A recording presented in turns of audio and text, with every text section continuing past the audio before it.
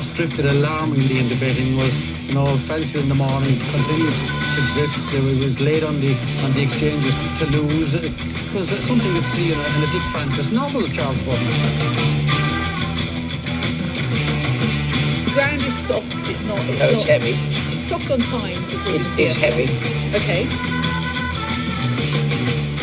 A very warm welcome to a Bar Steward Sunday Sermon Special. My name's Lee Keys of systembet.co.uk, and joining me tonight is a plethora of high-quality guests. John Lang from John Joe's Blogspot. Well, good evening, John. Good evening, Lee. Are we well? And secondly, joining us tonight is Adam Norman, fresh from his jaunts to Wetherby and Newcastle, doing his old paddock expertise, and giving listeners a nice winner yesterday with Killer Clown at 7-2 on his Bar Stewards debut. So well done, Adam, and welcome to the show. Oh, not a bad start, was it, Lee? Yeah, it's a good start. Good to see him winning with something in hand in the end there. Yeah, it was lovely. Very, very easy performance. And obviously not forgetting you, John, with your treble. Very, very pleasing treble yesterday. Wow. Blogger Lang. Yeah, my two followers are in Clara. Did your flat horse win as well then, John? Yeah. Yes. Wow. Good effort. By a Quentin Franks long nose. Yeah. Last strike, Joe. But no, well done. 26-1 it paid, well done. And also, obviously, this is a Bar Steward special show because joining us shortly, in about 15 minutes' time, will be online bookmaker Geoff Banks, which has, of course, caused controversy recently with the non-payment of a winning multiple bet to a customer called Adam Bunn. And we'll be discussing with Geoff all aspects of this, and I'll be putting Adam's fight to Geoff and asking why he hasn't been paid, and hopefully Geoff will give us a suitable sort of response where we can debate and discuss this like adults without having a bum fight. But anyway, that'll come in 15 minutes time. Before we get to that, we're going to look at yesterday's racing, chaps. Saturday's racing, probably not top class fare in terms of depth. Obviously, we had a very, very smart performance from Constitution Hill, which is certainly the one to beat now in the Supreme Novices Hurdle. It's certainly better for me than the other Henderson inmate, John Bon. Anything catch your eye yesterday? Adam, I'll come to you first. I know you was working yesterday at Newcastle and doing your paddock. And anything catch your eye at Newcastle yesterday, perhaps? I suppose there was a couple. Fugitive bounced back to form after a flopping at Haydock in a novices limited handicap, and he just completely stole the show in the paddock beforehand. I mean, there was only 4 runners, but he completely stood out as just a lovely, nice big chaser, and he was a bit a value bet to beat Dreams of Home, and he's definitely one to keep on the right side. I think he's still quite sort of unfurnished. How old is he? Let me just check. I think he's just turned 7. So he's a big horse with a big frame. I think he's just going to probably be better in 12 months' time. But that's certainly one to keep on the right side. And the other one was Since Day One, who defied two penalties in the last race, novice hurdler. It's not easy to give away 2 penalties, and he's giving away £12 for quite a nice looking horse called Stokes.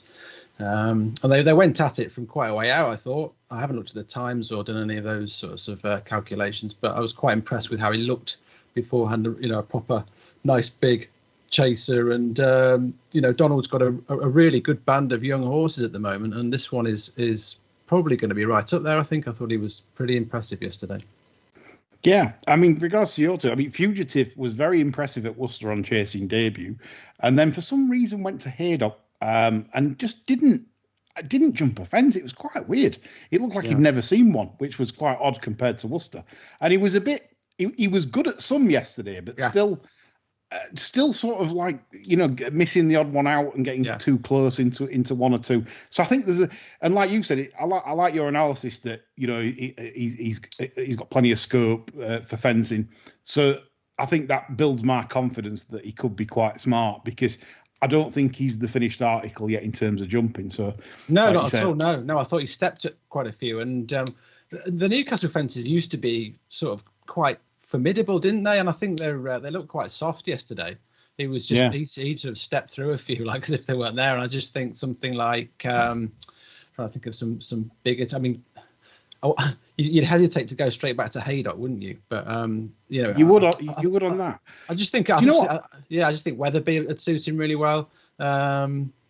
But I'm gonna message the owner, Carl Hinchins, on Twitter, and I'm just gonna ask him if there anything came to light that day. You know, because the thing for me is that it was out of kilter with the other two performances. Yeah, he didn't jump as slick as Worcester yesterday, but probably maybe a bit of confidence drop after Haydock, maybe, because obviously he got nothing right there. But yeah, an interesting one to follow for sure. John, after your fine exploits yesterday, smashing the bookies with Blogger, and anything that sort of took your eye yesterday from any sort of future punting point of view, or maybe, I don't know, anything that you enjoyed watching, anything at all, really? Pay, gin, anything? Well, a couple of things, actually. Firstly, I'm not sure whether that Tweedy National Hunt look works for Leona. I think she's better suited to the flat. Certainly is, anyway. The other one that caught my eye was a horse called Bug Scuffle that ran in the 138 at Cork. Okay. I don't think it's gone off any less than 80-1 in its 6 starts so far. First time over 3 mile on heavy yesterday in the maiden hurdle. Did actually show, but it was running on okay towards the finish. Very, very quiet ride, which is all it's had in all six starts up to now. It should get a derisory handicap mark and would be one to keep an eye on Plover. That's what we like, one of these unexposed dirty plots, especially from Ireland. So Bug Scuffle. Wow. For John. Yeah. Look at I love the SPs. Fantastic. I'm just looking now, yeah. Yeah, 80s, 125s, 150s, 200s, 200s, 250s. I know, I'm 11-4 next time. Yeah. Once the handicap mark comes through, these wee Irish lads will have a look and think, well, from the application of cash. Yes, yes. Unless if it's not their cash, it'll be probably handbrake again. But there we go. 250s again, won't it? Yeah, for sure. I see that trainer's never trained a winner. Not yet, anyway. Really? John Nealon or Nylan, or something? Yeah. 0 from 63 in the last 5 years. Yeah, this is there it. We go. This is the one. There we go. The whole point of him taking out a license. Yeah. A very patient man. Yeah. This is his life project. Bug Scuffle. He's opened his for Geoff Banks account and he's ready to rock.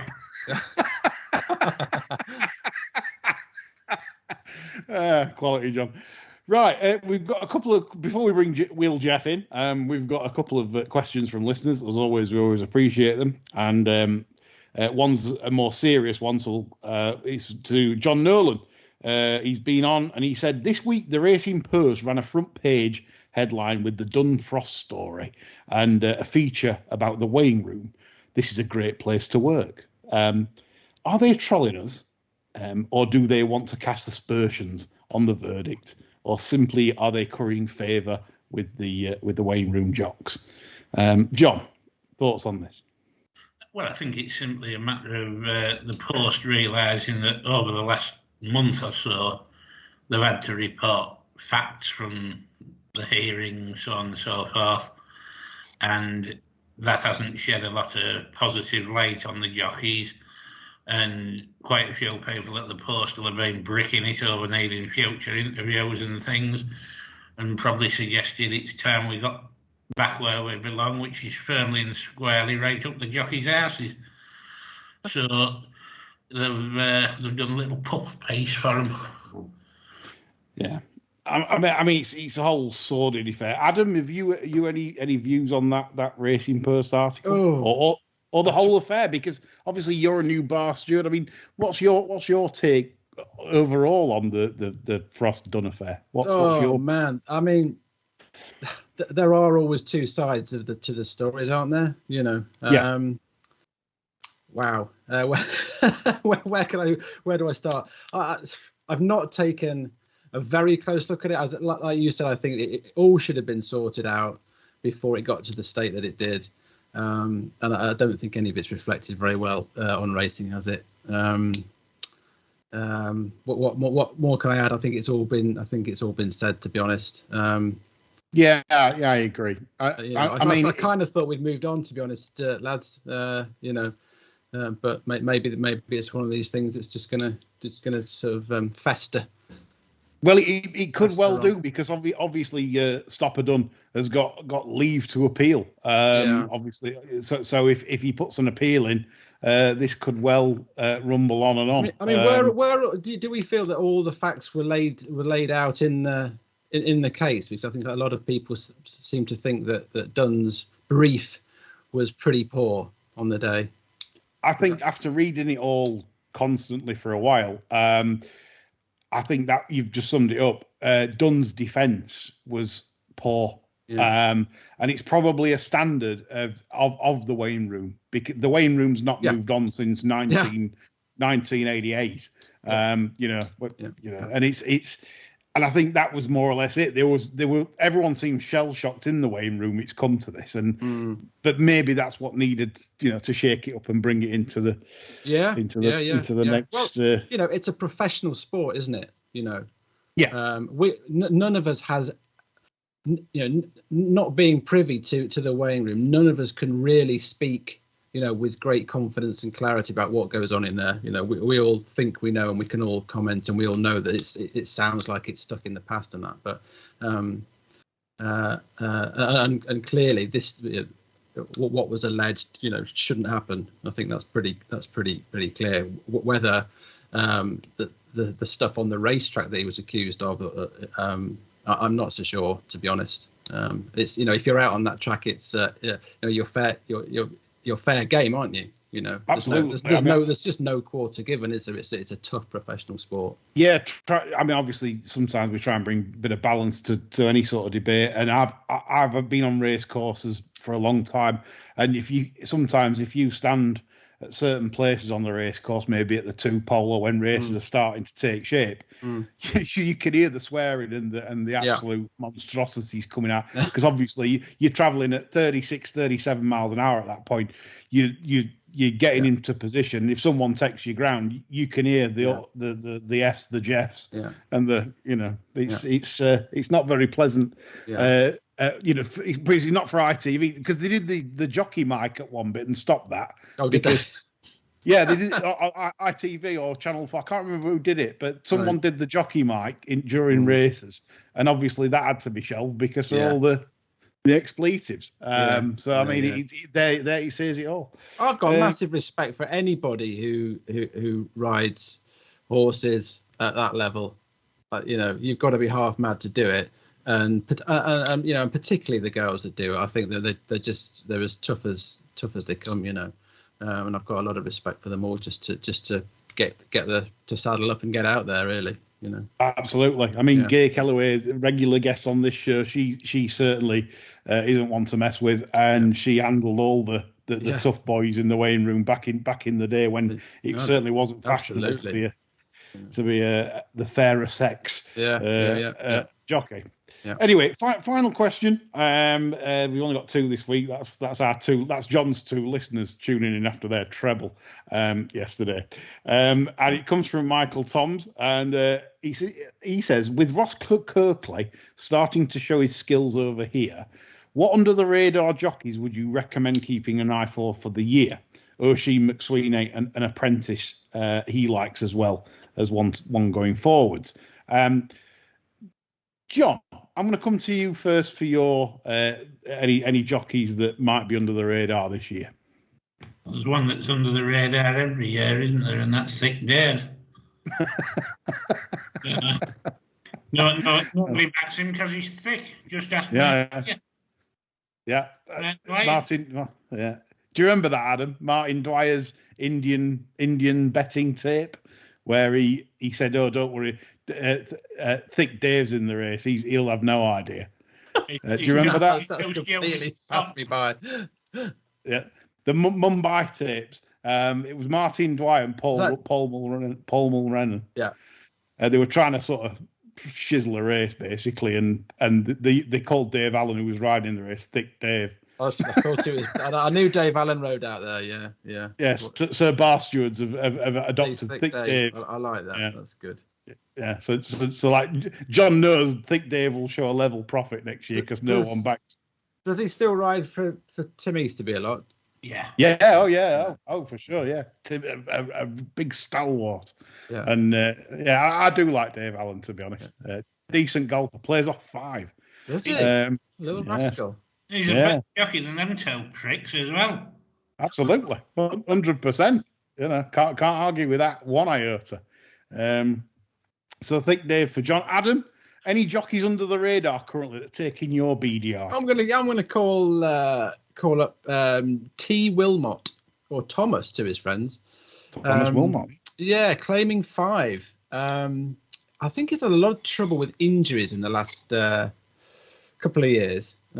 He is on the 8-winner mark this year with this season, which equals his best. 6 of them have come for Sue Smith. I think he was based with Lucinda Russell for a few years, but I think he's come south, and I think he's riding in the north of England now, or based there anyway. He's riding a lot for Sue, and just getting a lot of spares.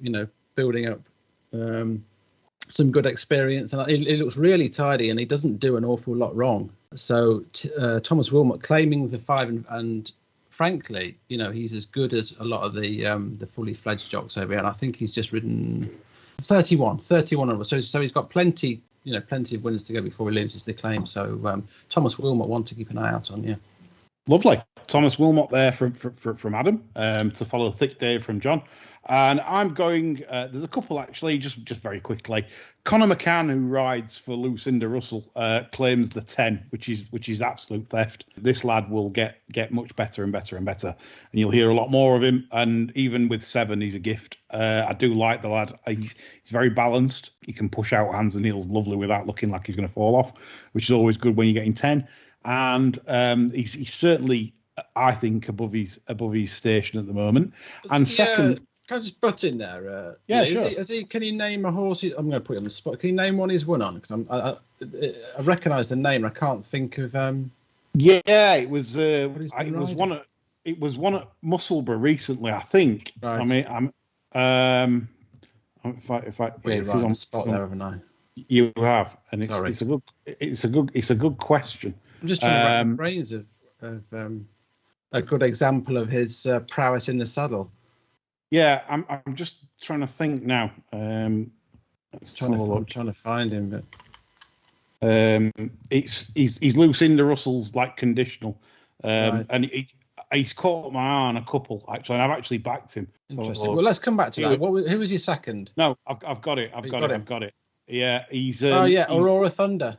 Aurora Thunder at Musselburgh. Yeah. Staying. Yeah. And I beg everybody to watch the ride, and say, is he better than £10? And I think, it's a resounding yes. So Conor McCann, and a more obvious one that is probably going to die a death soon is it Christian Howarth on the flat.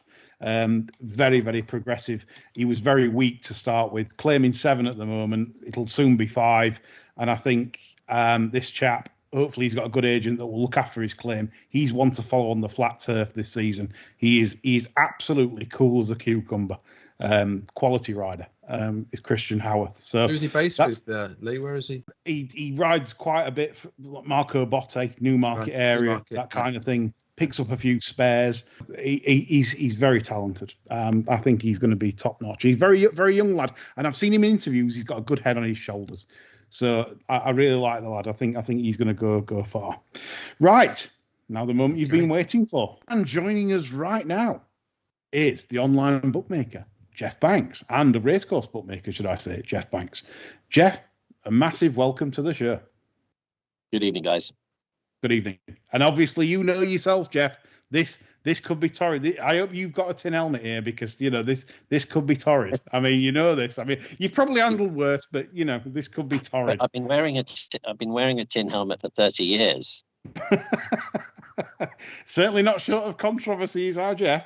Right. Anybody who works in the betting industry that's worth anything wears a tin hat before he comes to work. Absolutely. We're never going to be portrayed as the good guys. We're always the Indian.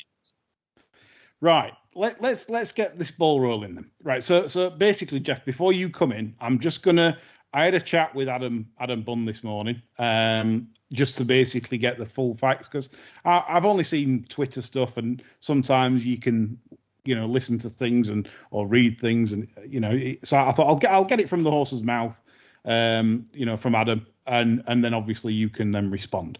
So this is Adam's history with you, Geoff. This is what he says. He says that basically, in total, he made a total of £560 in deposits with you very self, and he made the £200 deposit was on the day of this bet. Adam says he asked for 4 times £40 trebles, a £40 ACK. It went to a trader. The £23 trebles. The trebles were accepted at a £23 and 3 pence stake, but no accumulator. Adam then tried again to place the accumulator. He says that he placed then a £40 accumulator, or asked. At £19.62 was accepted on the dogs' odds of 9-2, 11-4, 7-2, and 9-2. So, however, Adam had deposited 200, and he said, I wanted to stake all the 200. So he had another dog bet, apparently, a £16 Trixie, which was a losing bet, and he also had a £24.22 treble, those 3, which was a losing bet. Adam states that day he was on the train to the darts, and the last dog of the ACCA was in the 5:22 race. It was backed from 9-2 into 3-1 with you, Geoff. And he says a lot of bookmakers were shorter than you, though, at around the 2-1 mark. He says he rung Geoff Banks to try and get or Geoff Banks' staff, obviously, to try and get a bet. £100 win at 3-1, but was quoted SP only, so he refused the bet. The initial trebles and ACCA bets were placed at 11:05 in the morning, and the first dog race, was off at 11 minutes past 3. And since he rang the traders afterwards to try and get another bet on the final dog on that bet, no mention by traders, or the account was looked into during that period. He said then at 4:58 p.m. an email before the third one had ran, saying account suspended and proof of funding is needed. Adam said no problems, would send docs, and did so. Third one won, and the last one gets beat. Adam said he was in line for 18k if all had won. As it stands, it was roughly 2,200 winnings from the bet. He says that the Geoff Banks, the balance on geoffbanks.com was basically credited after the bets have won, but then removed. And after 7 days backwards and forwards with staff of Geoff Banks, his stake was sent back, but it was £216, and he still doesn't understand why it's £216 when his deposit was £200. He states that Geoff Banks was refusing to pay due to collusion, as software picked this up, and in his terms and conditions, this is a bet that Geoff Banks should not be paying. So, Geoff, that's Adam's side of the story. You could see how it probably looks to a lot of people out there, a lot of punters out there that are baying for your blood here on this show. Can you give your response to Adam and his multiple bet there? I think the first thing to say is that, and I would say this to all punters, in any dispute or disagreement or anything else like that, the first thing to do is to keep the matter between yourself and that company. That is the mature and responsible thing to do. Guess what?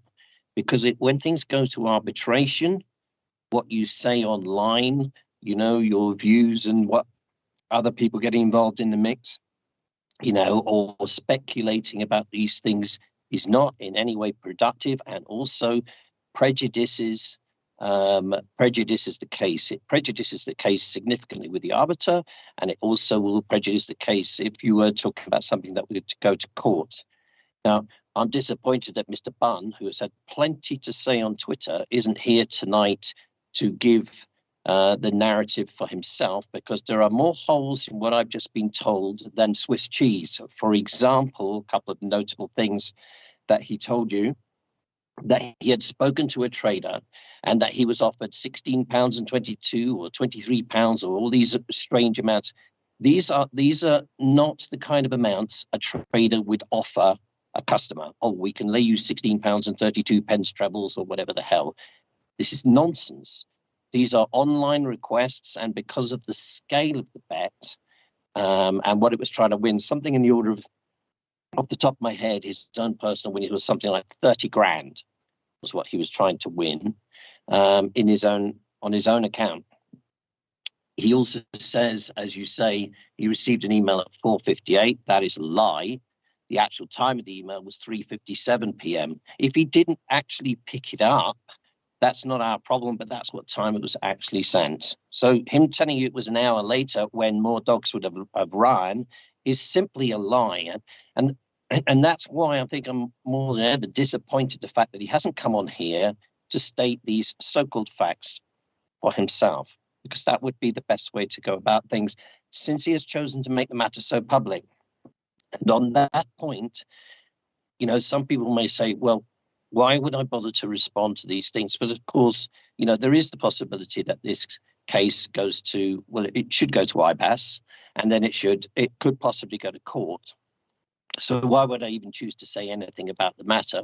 Well, I think because he chose to make the matter so very public and say things that were both inaccurate with regard to the collusion, originally denying that they were involved in this kind of thing, and yet so very publicly making these accusations as if he was just a one single punter being treated very harshly by the big bad betting company, when in actual fact he had sent us an email that very clearly stated that he had multiple accounts with us and was going to put more accounts into us. And then he went on Twitter and said exactly the same thing, which is pretty damn stupid, in my opinion. One keeps one's counsel. One negotiates with the betting company. We're not talking about a great deal of money here, a couple of grand at the end of the thing. But making it public was not a good idea. And these inaccuracies that, in fact, all the way through what I've read, has been characterized by inaccuracies. Oh, we waited till 3-1, the dog said 1, and we were going to keep the money if the bet got beat. This is just simply untrue. We're talking about a tiny amount of money here. We suspended the accounts as soon as the software picked it up when the first dog ran, because the amounts that were invested on these wagers was actually very small. They were very small bets, but they very quickly pile up. And of course, it wasn't flagged on our system until the first bet had won. Geoff, I mean, you've been quite vocal in terms of the reasoning why you've sort of voided this bet, if you like. You said it was something to do with software and collusion. Now, what can you explain more on this subject? Because I don't. This is the bit I don't understand. How you can garner that opinion? Well, because there were a series of bets placed by a number of individuals. I cannot say how many individuals are involved here, but there were a number of individuals who placed the same accumulator. Some of them did them backwards in order to try to hook the system, change the order, but they were the self same selections at Sheffield Dogs, which is a well-known flapping track. It's highly volatile to even offer markets there, and that's something that we can come on to. But it is a highly volatile track, not a track where an informed and educated punter would expect to be getting massive bets for very obvious reasons. So this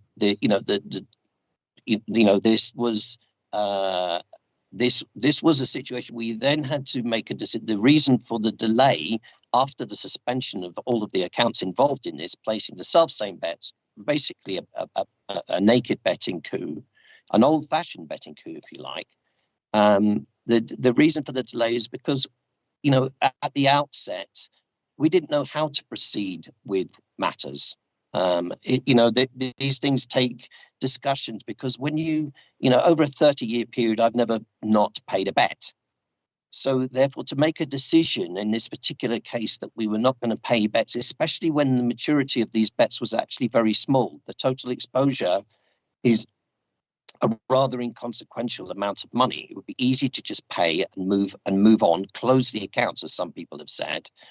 And that would be, you would think that with some people, that would be the end of the matter. Just pay. I've heard that. Oh, just pay. Don't worry about it. Just pay the money and all this kind of stuff. But it doesn't quite work like that. Since we became aware that there were multiple accounts doing the same thing and everything like that, we decided to remove the tick from the back of the animal, basically, to in many ways to make it clear that such behavior, which was clearly wrong, clearly designed to circumnavigate rules which everybody knows about, and circumnavigate the very principle of one man, one bet, these kind of principles, we decided that for our future, and in order to continue to offer services at lesser dog tracks like Sheffield, that it would be best to remove these accounts. And we weren't worried if it was a matter that went public, because we want people to understand that, first of all, our rules are fair, open, and transparent. Everybody knows about these rules, John. This is not new information. Nobody can sort of say, oh my God, I didn't know that we weren't supposed to have 20 accounts doing exactly the same thing and to jump on the systems at the same time and have these bets, and therefore overload the system for a tiny little dog track where an online service is basically trying to provide a service for all.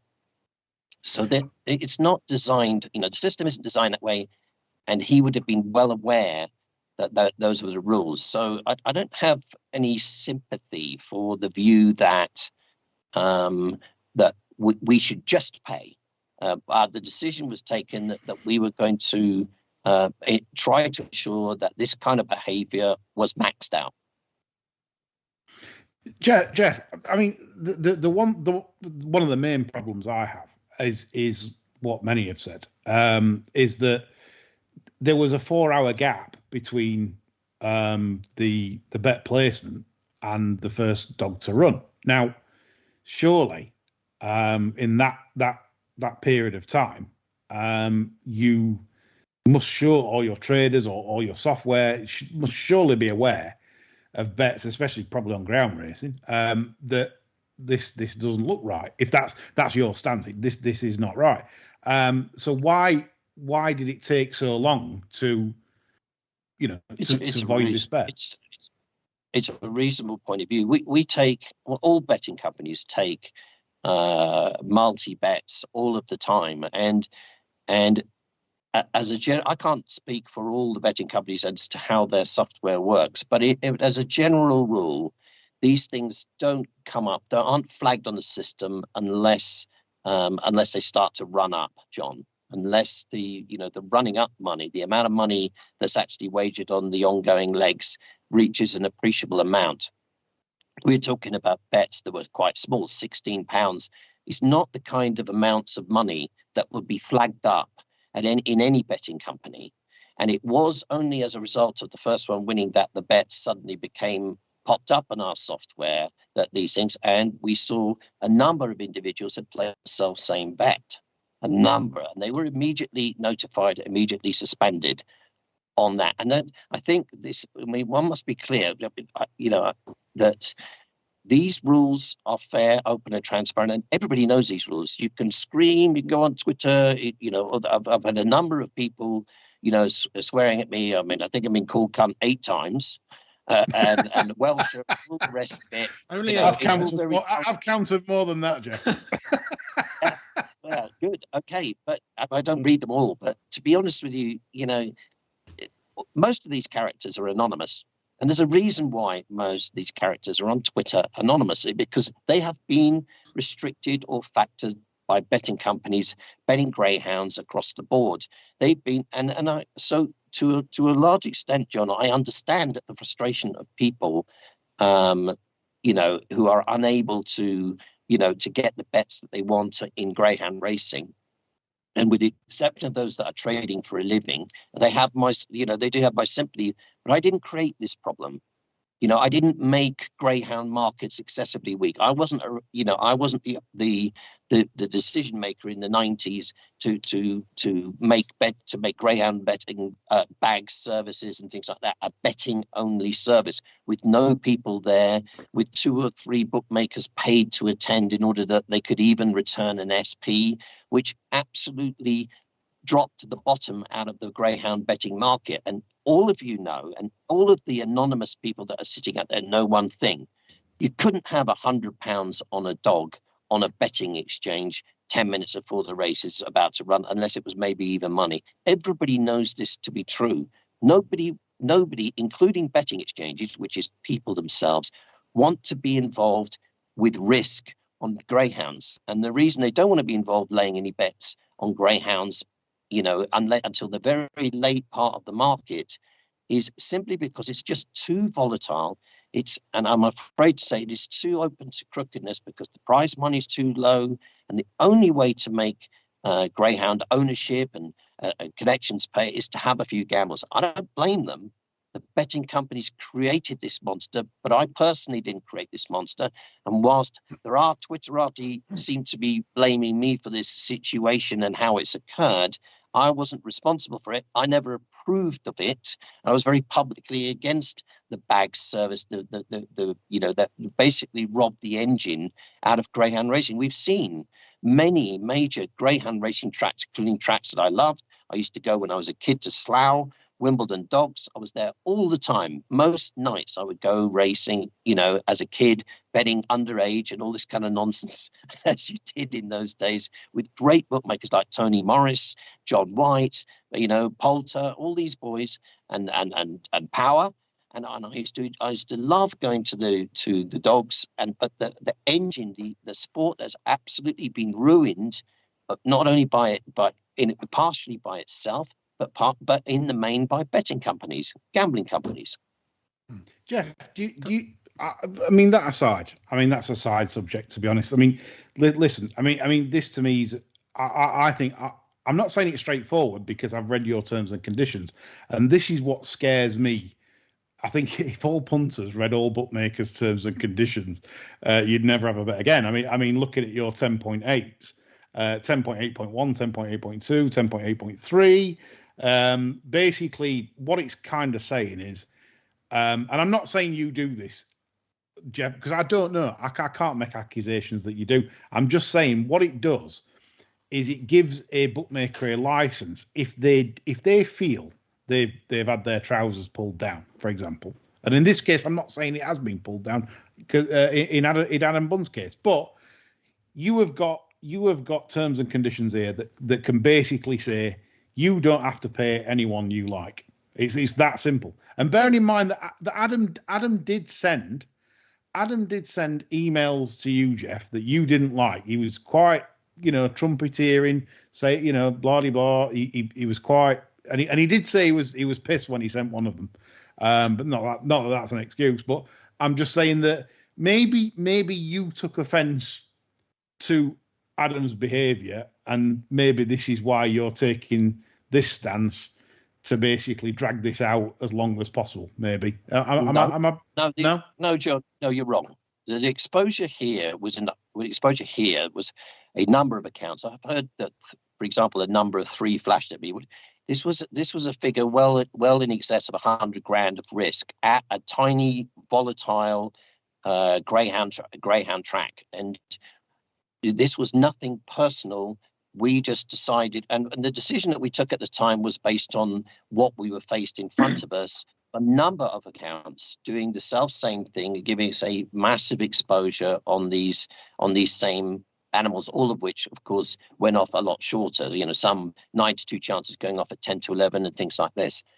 This was a unique situation, and we felt that going forward, in order to offer any kind of a service at Sheffield Dogs, for example, and tracks like that this had to be removed from our system.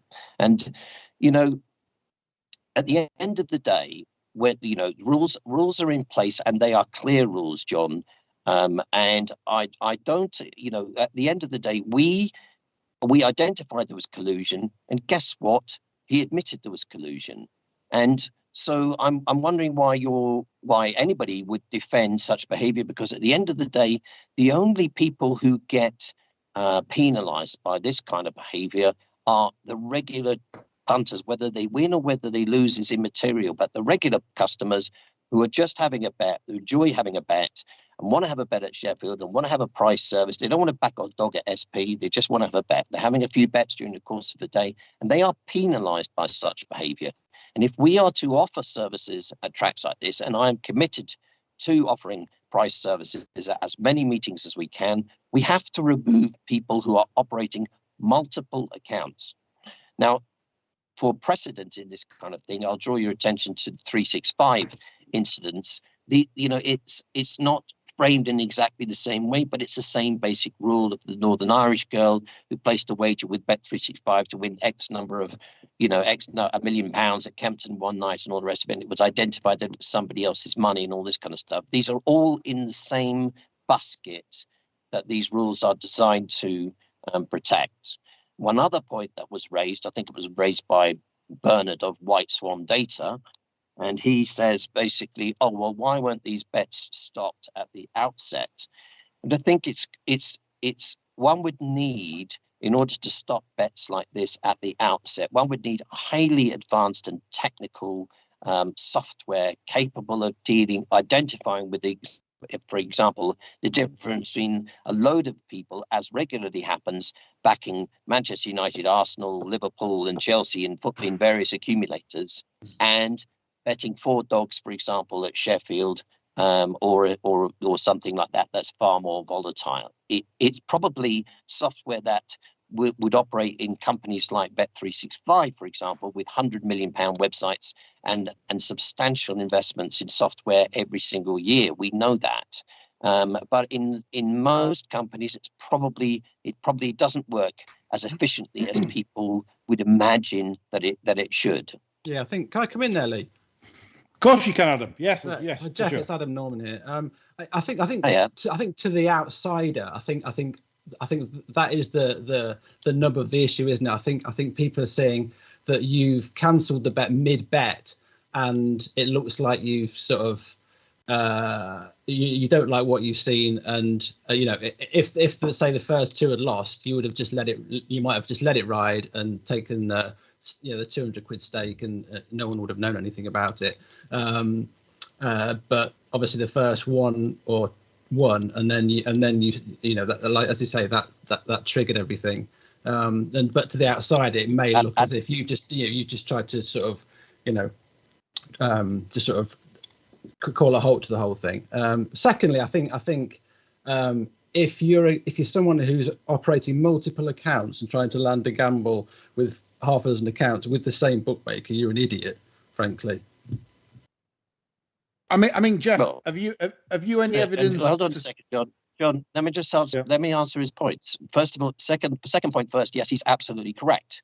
You are an idiot to try to do the same thing with one betting firm and expect to get away with it. Now, the fact of the matter is that this gentleman this Adam Bunn has chosen to make the matter very public in order to try to gain a sort of Robin Hood mentality, oh, here he is, Robin Hood, and the big bad betting company's not going to pay me out and all this kind of nonsense. But the bottom line is he broke the fucking rules, and he broke the rules in a manner that was so transparent and so idiotic that it could not be ignored. And if his assertions are true that he's got 20 or 30 betting accounts with us at the same time, then we need to make clear to him that we're not going to just sit by and allow him to take hundreds of thousands of pounds out of us, by okay, we're going to close his account, but he's got another 25 still to go that we need to get out, and in the meantime we'll keep paying the bill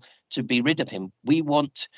We have to establish that from the outset that these are a breach of rules, that these things are extremely expensive for the betting company, extremely expensive. We're not Bet365 or Sky Bet or Betfair. You know, we are a medium-sized online enterprise, and to lose, you know, an appreciable amount of this like this every single day is not supportable. It would not be business-like to get the message out there. And in a way, we have got the message out there that if you do this kind of thing, and if you are this stupid as this man would, when we will act. And I think part of the reason, but the main reason that the whole thing has sort of blown up is because, you know, it obviously came to me from my traders, and they said, well, what do you want to do with this? And I said, well, you know, this man's made it very public. That he is operating this system on our systems. Don't He's pay not him. said that. He said he could get more accounts. Did he not? Did he say he wanted to? He could. No, he said both, John. But I mean, the whole, you know, what is being ignored in the whole debate is the fact that were we right about collusion? Yes, we were. One of the things that's being, you know, I've read a few individuals, again, people that don't know the full picture, is, oh, don't go to IBAS. IBAS is they're not a bookmaker, they're not a betting company. They're an independent arbitration service, which the bookmakers sign up to. Different bookmakers use different betting services, but one common theme, one commonality from those Twitterati, the Greyhound Twitterati, if you like, who are outraged that this guy isn't getting paid, is that the case shouldn't go to IBAS, that they should not go to IBAS, that they feel that they would lose. In other words, all of them accept that what he did was a clear breach of every betting company's rules. They all accept that, but that's not good enough for them. So the idea is, what we'll do is, the best way to do is maybe run it to court. Well, I know what happens with courts. Courts kick it, you know, if you ignore arbitration services, which are also, by the way, in, you know, betting companies' terms and conditions, if you ignore arbitration because you don't fancy the results, it will prejudice your case in court. It's very likely a judge will say, why didn't you go to arbitration? Because you're wasting court time. That's basically how it works. Can I just ask, Geoff, with collusion, at what point does sort of collusion become collusion? Say a trainer wants to, or a stable has a gamble on a horse, it's like 10s into, I don't know, 2, and you know, it's backed off the boards with every bookmaker, and you have several accounts that are all backing the same horse. That's obviously not, I presume that's not collusion. So, I mean, we take tens of thousands of bets every week, Adam. And I've been in the betting business for 30 years now, and this is the first time I've ever applied this rule. Right. The first time. Okay. So that gives you an indication of how transparent the nature of this gamble was. Indeed, you know, your point is very accurate. At the end of the day, you know, the clever investor, the clever punter, the clever gambler, the clever professional never places the same bet with the same betting company more than once. And they also manage their stake. They're very clever about what they do. We know. I have the greatest respect for these people. They operate in a very clever way, and they know if you go onto Bet365 or Sky Bet and you have £4,000 on a horse at 2-1 because they're Sky Bet, because they're a so-called big company, and that 2-1 chance goes up at even money, the next day you're very likely to find yourself unable to have more than £1 on. This is just the way that that the big companies have engineered society to expect. And I do have, you know, a great deal of sympathy with punters with regard to this matter. But in 30 years, I've never seen anything as transparent or as naked as this. And then to have the character boasting about how many accounts, everything like that. At the end of the day, I just decided to say no. It's bad behavior. You're negatively impacting the rest of my customer base. And whilst people think this isn't about 20 quid or £2,000 or not, it is about our ability to offer a service for our customers. That's more important to me than Adam Bunn or his mates. At the end of the day, we want to offer a price service to, you know, at places like Sheffield. Why the hell not? Even if the prices we know, you know, they're going to be, you know, paper prices. That, you know, they they're not hard and fast prices as one might have at Royal Ascot based on known form. There'll be a lot of gambles take place at flapping tracks like that. We accept that. You have to offer us, we have to offer a service. We choose to offer a service. We give best odds guaranteed on dogs. Nobody else does that. If you go on in the morning, lads, and you look at all the betting companies across the board, only Bet365 and I think Paddy Power offer any greyhound prices in advance other than, say, a few studied tracks. And that's it. Most of the tracks, there's no service whatsoever. So we try to do that. Now, you can piss on that. You can piss on that ideal. You can say, oh, well, this is all about getting Adam Bunn paid. But to me, it isn't about getting Adam Bunn paid. It's about servicing my entire client base and giving them a better service. Now, that's if you're cynical about views like that, then I'm sorry, but this has always been my view in business. Geoff, I've got to come in here because obviously your allegations towards Adam are collusion.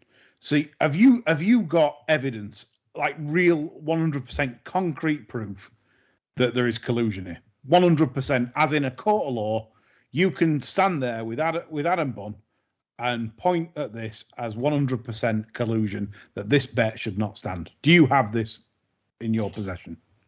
Mate, sorry, that's a daft question. Nothing is 100% in life. And right, the fact, as a few people sort of point out quite reasonably, that, it's common for bookmakers to take the same selections in multiple accumulators. It's common, it's regular, it's daily, it's hourly. We take accumulators on the same selections, favorites of horses, favorites of football, all this kind of stuff. It's absolutely common, but there is no 100% in life when you talk about collusion. This was very, very evidently because, who bets at Sheffield? Who bets at Sheffield at 11 o'clock in the morning, for example? It's not even on. It doesn't start till 3 o'clock in the afternoon. So who bets at Sheffield? This was very open and transparent. And as I say, it wasn't picked up till the first leg, but the accounts were immediately suspended, and we were discussing what we had to do about this particular situation. It isn't about if it had no winners whatsoever. Some people maintain that if it had no winners whatsoever, we would have just trousered the money, which is just absolute nonsense. When the accounts are suspended, people would reasonably turn around. They would have known. They would have come straight back to us and said, "Give us some money back," and that would have been. We wouldn't have had a prayer with IBAS in keeping the money after the fact. So, and we would have no intention of keeping pennies that were involved here. So those kind of accusations leveled at us are manifestly unfair. They're just the stuff people with pints in their hands who've escaped the Betfair forum and a bit bored of an afternoon. The standard anonymous types that you see on Twitter calling everybody a cunt. True, Geoff, but we're certainly not that. We're just trying to get to the bottom of this, I don't think any. Obviously, the three of us aren't on your hymn sheet at all so far. Adam, you've got something to say there? Yeah, I was just thinking. You said there that the winnings were initially paid and then taken off, and then he's been paid. He's been paid back 216, and then what? That sounds like you've got some sort of technical issues there with your software, Geoff. No, it wasn't technical. It wasn't decided to void. It wasn't decided to void the bets immediately. This was nothing to do with the. This was nothing to do with the amounts of money involved or anything else like that. It was just decided to suspend the accounts so we could look into, the nature of the accounts. We asked for bank statements, things that they had been asked for before but not provided, so that possibly we could identify or pinpoint more the nature of the collusion. In other words, if funds were going from one place to one bank statement to another, which does happen, I'm afraid. And so because these, several individuals were doing the same thing, so we had to wait until we received a bit more data. Geoff, would it be right to say that insofar as these bets weren't flagged up until the first one won, if, say, the first three had got right, would nothing have happened and This They were doing- stuff right over there. 100% their accounts would have been closed and their money would have been refunded to them. It was just we have a process to go through, and it has to be fair and transparent process. You can't just void bets until such time as you're clear that collusion has taken place. And part of that collusion process is looking into a bit. All we had from these guys when they opened their accounts was their ID, and they hadn't provided the necessary, what we had requested more than once, bank statements. And so we asked for the bank statements. We considered mobile phone records, but we thought that would be too invasive, at a breach of people's necessary privacy, which I'm against. But the bank statements seemed proportionate. And we thought we could identify movements of money from one customer to another. That's happened before, but not something that we've ever applied before, Right. But this was to win a great deal of money, and one has to, as a business, make a decision how one approaches this. And of course, everybody thinks that betting companies should pay every bill every single time. They're always wrong. They're all bastards, and all the poor punters are really downtrodden and everything like that. That's not the case here. This was very open, very transparent. And by the way, you could say that Adam Bunn was very open and transparent. It didn't come in his favor. The other people involved in the gamble haven't, to their credit, haven't said a word. They haven't opened their mouths. The various individuals involved that also placed the same bets, they haven't said a word. Only Adam Bunn has opened his mouth. But what Geoff, he did open his mouth, what he said was extremely damning. Yeah, I mean, this is where I come back to my earlier point. This is my opinion, Geoff, not fact, but opinion, and I genuinely believe the emails from Adam to yourself, because I kind of know you. I don't know you, but I kind of know you from social media, etc., etc. You'll have a debate with anybody, but when it's just outright abuse and trolling, you're not interested. And I genuinely believe that the personal emails that Adam sent to you have had a bearing in your decision on this. And nothing will make me change my mind on that, because I'm thinking, like you just sort of highlighting it now. If Adam keeps quiet, says nothing, hadn't been antagonistic towards you at any point in personal emails towards you, saying I can get as many accounts as I like and do this and do that, right? And I genuinely think this is why you're taking this stance. No, first of all, I accept what he said in his email, and by the way, also in his Twitter account, that what he said is true. I have no reason to believe that he what he's saying is untrue. I don't have any reason to assume that it's your contention is that he he was drunk and he just said it. And I can understand that point of view, but I don't agree with it. I accept that that what he was saying was true. Maybe he is not the architect of this gamble. Maybe it was somebody else, and he was bigging it up for his own purposes. I don't know. But when you talk about my personal and how I personally felt about it, well, I was pretty unhappy to see it descend on social media in such a public manner, and I decided that, for the sake of our PR, that we were going to robustly respond to what I see as lies about what went on, and also a lot of juvenile speculation from various Twitterati as to what went on here. When I watched what people had to say, and the stories got bigger in the telling. And one person would say, "Oh, they told him after 3 people," and then 8 people would pick up on that thread and say, "Oh, was it after 3 dogs had won? Oh, and all this sort of nonsense." And I watched it go on, and I just decided that I would defend the open and transparent way and give the facts of the case. And guess what? When I delivered the facts, that actually caused more of an uproar than if I had not delivered the facts, because people then felt they had been caught out, universally caught out, that they all knew about this rule. They all knew that if it went to IBAS, they would lose. And I believe in this particular case, and IBAS have had rulings for and against bookmakers, that all of the time, but they all collectively agreed that IBAS would rule against them. They all accepted that collusion took place here and that Mr. Bunn and his colleagues would likely lose this case. And I decided to defend my company, and I'll probably do it again. Geoff, I know you're going to defend your company, But and I don't think you can go online, John, and just say whatever you like about people. You can, if you can badmouth Bet365 to the end of time, and they won't say anything, John, and that's true. We all know that they won't say anything. They are studied in their silence, and because but there are plenty of things in the Bet365 cupboard that they do not want discussed or exposed. Their policy is to say nothing. My policy, as perhaps as a high profile bookmaker, when I see inaccuracies being said publicly, I'm going to react. Sorry, it's human nature.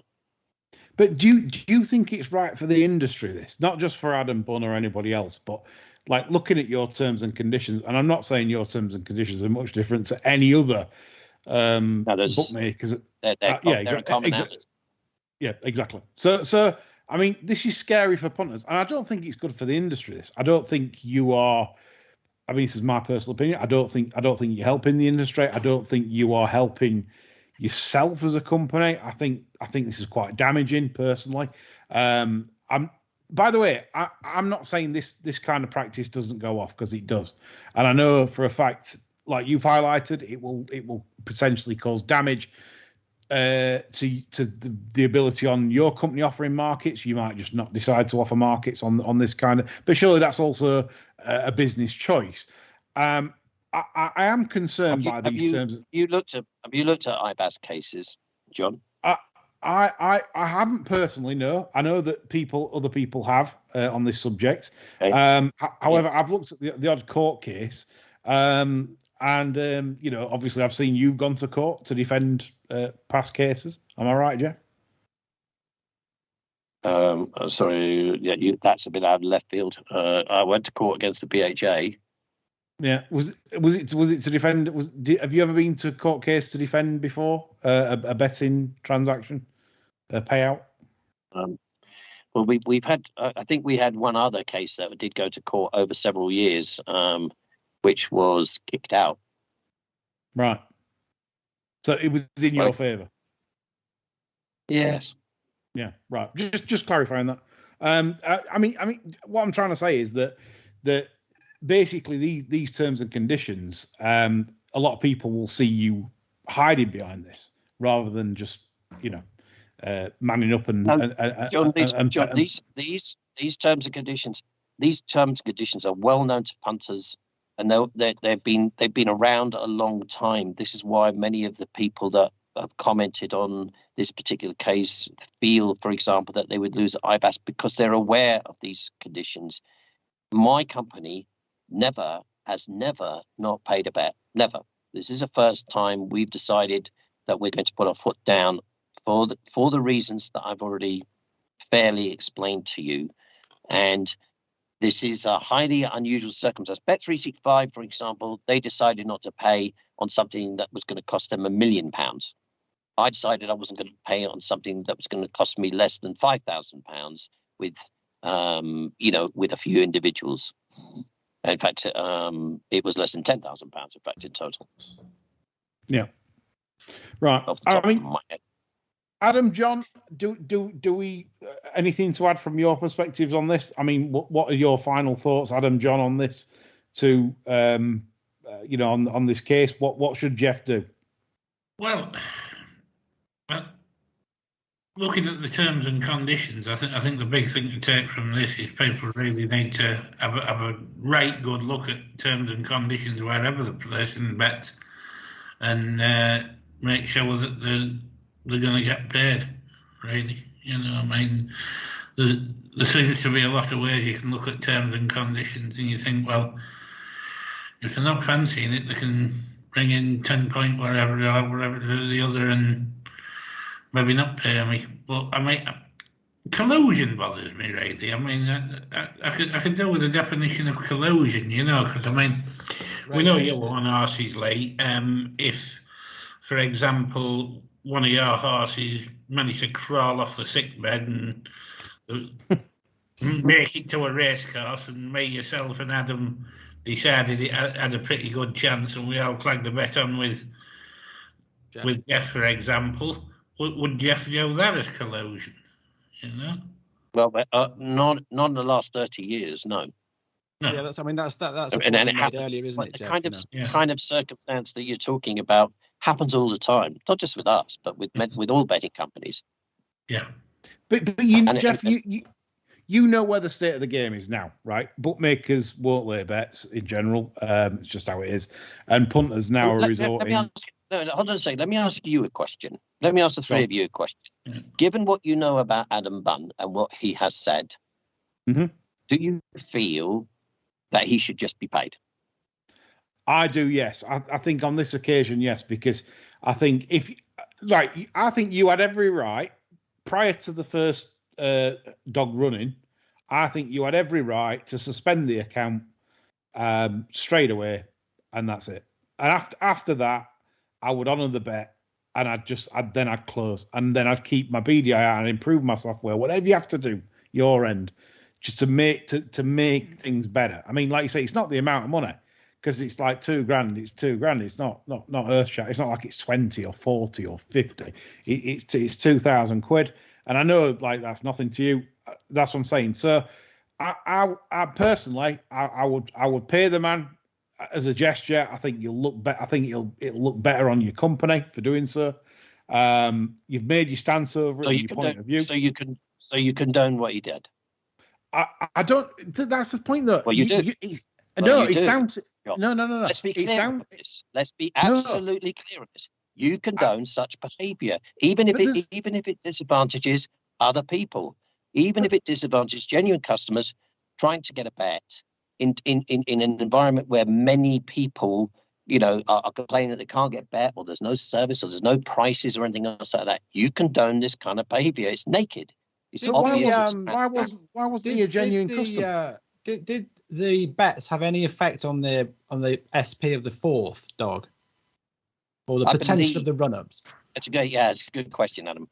Yes, I believe that these bets possibly went across, several mediums of those betting companies that were offering a price service at Sheffield, because they were all significantly shorter. So this was a gamble that was fairly widespread, and probably in the main more cleverly operated with the other betting companies than what it was with us. In other words, like one bet, for example. I think Lee, to sum up, I think it's ridiculous for someone to have the same to try and get away with having the same ACCAs and multis with on multiple accounts with one bookmaker. And on Geoff's side, I think you need to upgrade your software, mate. Adam claims he hasn't done that. Adam claims it was just that. Well, you spoke to him, Lee. We haven't. What does he claim, John? He claims that it was just one account. Okay, but that's called walking backwards. That's called walking backwards. I'm sorry. I don't subscribe to that view. But I mean, that's the good thing, Geoff. If you can, that's the other thing. If you can prove that, I mean, to me, that surely is it. That you will be vindicated if you can prove that these bets have been orchestrated by Adam from different accounts. Well, actually, I'm not 100% sure whether it was Adam that orchestrated. It doesn't strike me as an individual, I'm sorry to say, particularly intelligent enough to organise a gamble that goes across the industry. And it's fairly, I would think, given the prices of this dog, that it was a fairly well orchestrated gamble. But this guy has, possibly just shot his mouth off. Right. I think it comes down to that's just spitballing, So I have absolutely no, I have no evidence of that. It's just an opinion. Yeah, I mean that's the thing, though. I mean, as I said, to me, this is bad for the industry, because I just believe, and I'm looking at the wider audience, the punters in general, like you. So I know am what I. you're saying. So am I. Yeah, I know you. Right. But I haven't heard you point is, once say. I have not heard you once say, John, that for a company to actually attempt to offer a pricing service and a best odds guaranteed service is good for punters. I mean, No. if you're going to represent consumers, you can represent them properly and consider the wider picture, not just this fellow who evidently behaved badly. I've always considered, and this is where I've come from, punted for years, is that once a contract is struck between two parties, then that's it. The bet is on, the bet is placed, and that's that. Now, I accept before they've ran, if there's a problem your end, then I'm fine with that. You know, if you just say no, we're avoiding this, we're not having this, we're not having this rubbish. And then that's it. That I'd come to your defence because it's your right. I would think, and I know it's. I would think, but going to that point about, I would think, then this is only an educated guess here, John. I would think most betting companies probably wouldn't have the kind of software that people talk about, so as if it's just something you could just buy off the shelf like some Microsoft package that would identify everything that's thrown at them in the various order that it's thrown at them. And I would think only the most advanced, technologically advanced companies, multi-million pound companies have the capabilities to do this. Most people, because of these terms and conditions, are in their terms and conditions. Most people defend such activity with those particular terms and conditions. Now, I understand that you have issue with that particular those particular terms and conditions that all betting companies have. But to be fair, certainly in my experience, it's never had to be applied before. And so it doesn't look like something that's used to just suddenly stop people having genuine wagers.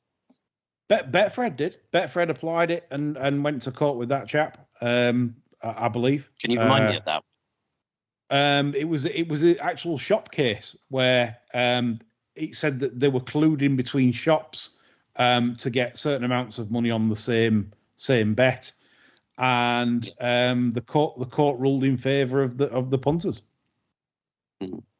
Okay. I mean, personally, Geoff. It's the Betfred one. You know, quite often, these things you don't get to hear about. These kind of circumstances.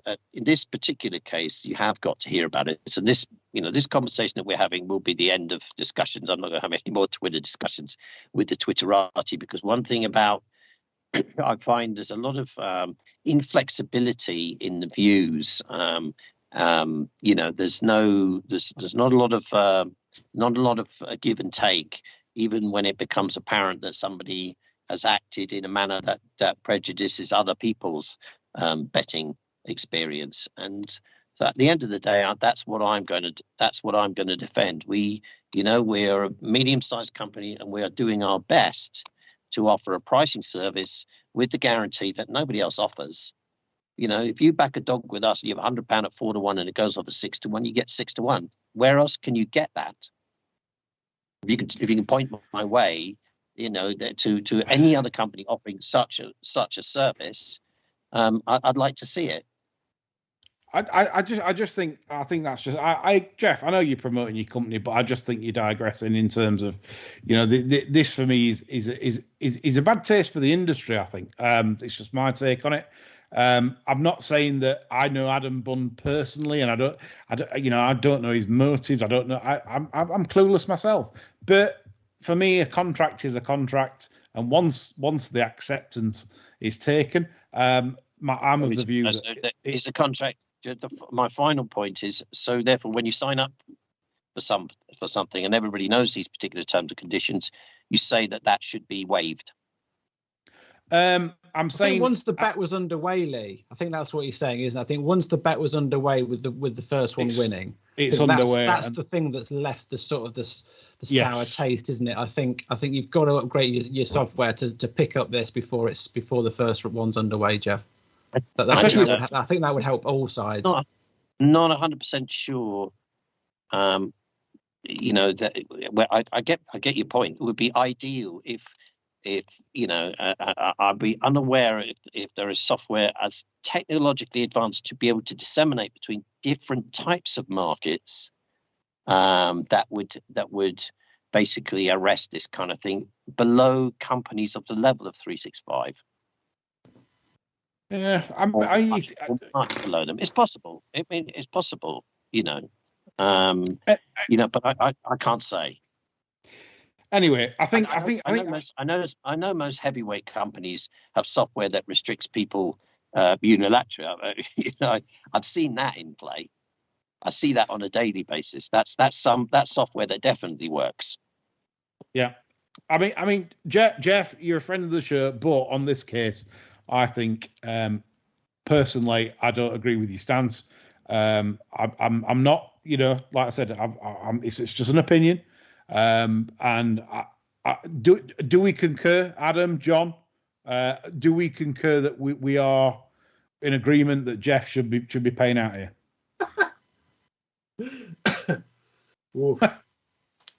My concern is that the first dog ran and won. Really, I don't think that looks good, does it? I don't think that makes you look good, Geoff. I think that's the bone of contention for all of us. I think. I get that point, but I would equally throw that throw at you our view is from a different side. We have very clear rules, very transparent rules, and it's apparent what happened here. So you know, I understand what you're saying, but I have to look at our overall picture and very clear, transparent application of our rules. Well, I think sorry, Lee. I think if Geoff's calling collusion on a technical issue, it's up to him whether he says, okay, I'll take it on this occasion. You can all sod off, or I'll go, no, I'm not having that. You know, blah blah blah. So it's a personal call, isn't it? You know, just made the call. It is, and that's that. And I mean, basically, reading Geoff's terms and conditions, Geoff would, if they went to IBAS, I do believe that Geoff would be covered under his terms and conditions. However, I'm not so certain that it's very savoury to hide behind said terms and conditions, which Geoff maintains that he's never had to imply this rule. So I'll take Geoff on his word for that. But let us know what you think, because this I think obviously is going to be ongoing. You know, it doesn't sit well with me at the moment, and as I said, this is where probably opinion on Twitter is needed. Bookmakers, get in touch. What do you actually think about this? Would you pay out if you like Geoff think there was some sort of collusion and this is not fair play at foot? That's what Geoff believes, and Geoff absolutely is adamant on that footing, and that's his stance. So, bookmakers, what would you do in this situation? Get in touch. Let us know. Let's have a adult discussion about it without insults. That's the idea. We hope you enjoyed the show, and thank you, Geoff Banks, for coming on the show, because you knew very well it was not going to be an easy time. As I said, so it's one of them things. It's I think it needs sorting, and if it goes down to the court of law, let the courts decide, whatever. But I wish all parties well. So that's all from me, Adam Norman, John Lang, and Geoff Banks. And we'll be back next Friday with our usual show. Thanks for joining us. Bye for now.